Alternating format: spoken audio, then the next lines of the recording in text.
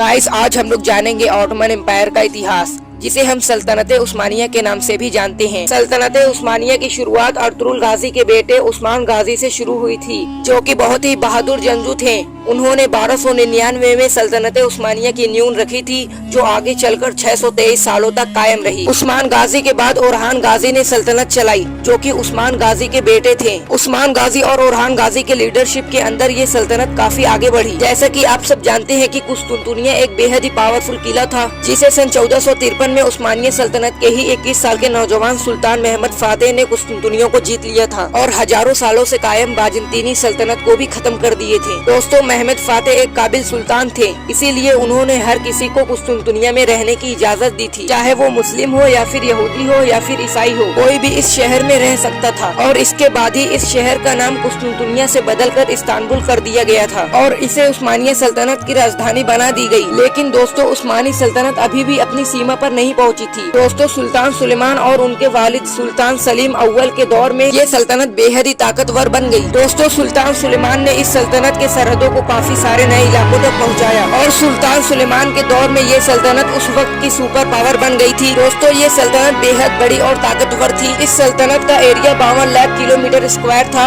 और यह 3 महाद्वीप यानी एशिया, यूरोप, अफ्रीका तक फैली हुई थी। दोस्तों, इस सल्तनत में आज का तुर्की, हंगरी, फिलिस्तीन, Greece, Macedonia, Lebanon, Bulgaria, Romania, Egypt, Jordan और अरब का कुछ हिस्सा भी था। लेकिन दोस्तों, एक वक्त ऐसा भी आया था जब ये सल्तनत खत्म होने वाली, क्योंकि तैमूर सल्तनत के सुल्तान तैमूर लंग ने सल्तनत उस्मानिया को अंकारा के जंग में हरा दिया था और इस हार से बढ़ती हुई सल्तनत कुछ देर के लिए बंद हो जाती है। लेकिन दोस्तों, जल्द ही तैमूर वहाँ से चले जाते हैं और चाइना की तरफ बढ़ने लगते हैं, जिसकी वजह से एक बार फिर उस्मानी सल्तनत आगे बढ़ने लगती है। अगर बात की जाए सल्तनत की सबसे ताकतवर सुल्तान की, तो वो सुल्तान सुलेमान द मैग्निफिसेंट थे, जिन्होंने इस सल्तनत को बेहद ही आगे तक बढ़ा दिया।